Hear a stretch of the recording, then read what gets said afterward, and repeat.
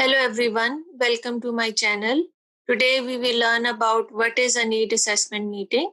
And this term is often used if you are working as an instructional designer or if you are working as an e-learning developer. So today we will learn about what is the need assessment meeting and what are the important aspects that are most important to consider when you are trying to conduct a need assessment meeting with your participants, whether you are working in an organization, in an institute, or even if you are working from home. So first we will see that what is the purpose of having a need assessment meeting. So the first purpose of need assessment meeting is to understand the performance problem that the organization or a specific department is having at the current time. And then we have to see what is the best possible solution that can fit well with a given problem. So this solution could be an e-learning solution. This could also be a consulting solution, or it could also be a solution regarding the personal assessment of an employee or a group of employee in a specific team of a department. The third purpose is to define the learning objectives. So learning objectives are usually defined before conducting a need assessment meeting, but this platform gives the opportunity to define those objectives so that they can fit well with the overall objective of conducting a need assessment meeting and to define a new learning solution for a given problem. Another purpose is to develop a mutual consensus between subject matter experts and instructional design team. We will learn about these terms, subject matter experts and instructional design team, in the coming part of the presentation.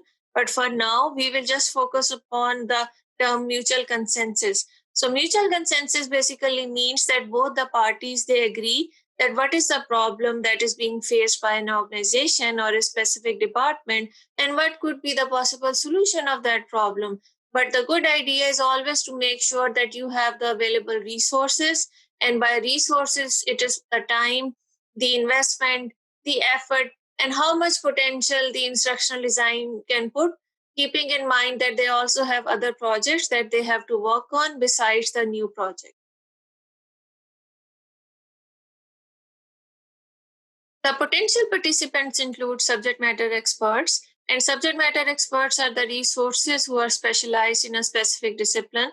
So, for example, if you are creating an oil and energy course, so you need to know what are the special terms that are used when you are trying to develop an online solution for them. So, they always help you to come with the supporting materials. It could be media files, it could be the flowchart assignments, it could be anything that can improve the context of your course, and it could be more reliable with the need of the targeted audience.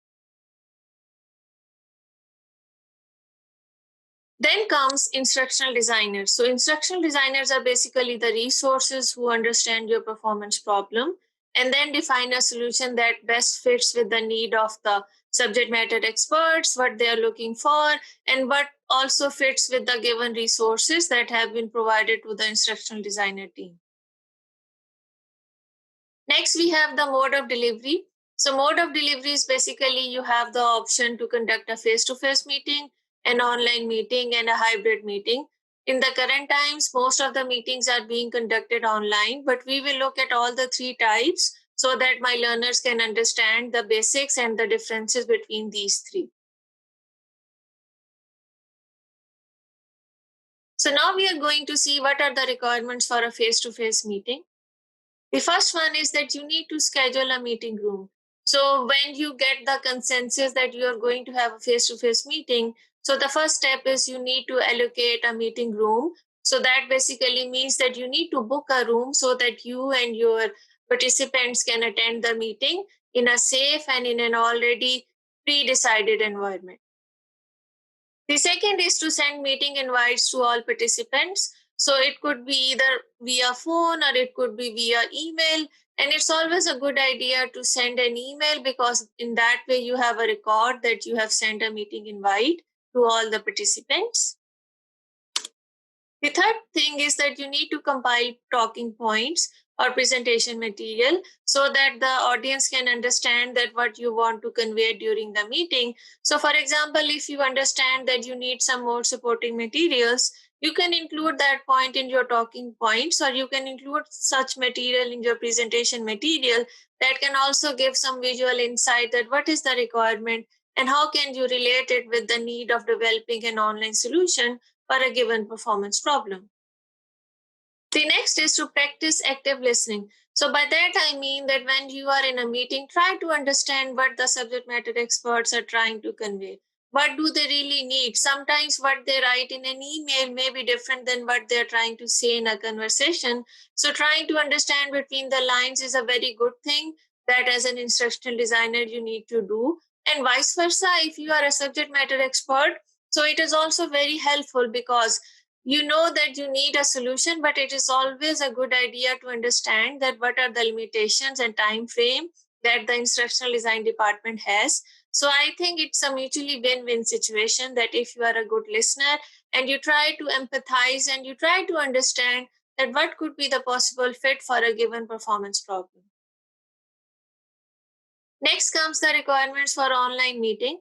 The first one is that you need to email meeting invite to all participants. So it is a good idea to send the email invite because it's also a good approach to have a record. And this helps to have three versions of acceptance or rejection by the people who are planning to participate in the meeting. So either they can accept the meeting, they can tentatively accept it, or they can also reject it if the time and everything does not match their given requirements. The next is that you need to test your online meeting software. So for example, if you're using Zoom, you need to make sure that you have all the good settings for video, for audio, for recording, and for sharing purposes. And same goes if you're using Skype software, if you are using the Microsoft Teams software. The third is that dedicate a quiet space for your meeting. So usually when you have a meeting, you have an idea at least 24 hours if it is like a decided meeting that you are going to have an online meeting.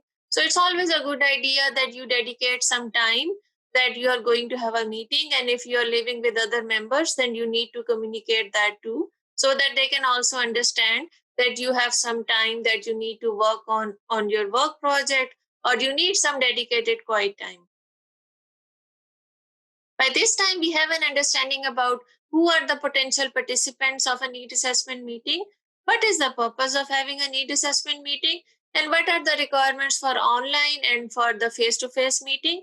So now the most interesting part is that the hybrid meeting is basically a combination of face-to-face and online meeting. So in this, you can have a face-to-face meeting earlier. And if you want to have more information, then you can conduct a Zoom meeting. So that can be narrated as an online meeting. So this is basically a combination of an online and a face-to-face meeting. So you can blend these two approaches depending upon the need of your project and how you want to move forward in the process. The next and the most important point is to understand the need assessment meeting post-meeting requirements. So the first one is email the talking points. We are all humans. We may forget everything, or we may forget one part of the information. So it's always good to email the talking points to the participant after you have conducted a meeting that, hey, we have decided to do this, this, and this. So these are the points that I have summarized from the meeting. And if you find something that is missing, please reply back to me so that I can add it in my talking points or I can add it in my discussion forum. And then share your progress. So it's always a good idea to work as a team and to keep your subject matter experts updated. And likewise, if you are a subject matter expert and something comes up, like if you want to extend the duration of the course or if you want to add some more supporting materials, so try to do it when the project is in the earlier stages, because it will save a lot of time, it will save a lot of energy for the instructional designers who are working on your project. And next, share the e-learning solution. So if you are working on 6 modules and if you have completed one module, so try to share it with your subject matter experts so that you can have a consensus that you are going according to the defined path that was decided for the given performance problem. This ends today's video that was focused on providing an overview of need assessment meeting and how it is really important to understand the purpose, the participants and the different formats that are required to conduct a need assessment meeting. If you have already conducted a need assessment meeting, or if you have been a participant in a need assessment meeting, so please share your feedback that whether did you like this video, or if you find something that is really helpful for you for your current or your future need assessment meeting. Until then, the next time I will say bye-bye. And if you like my channel, consider subscribing and stay safe, stay happy, and I will see you next time. Bye.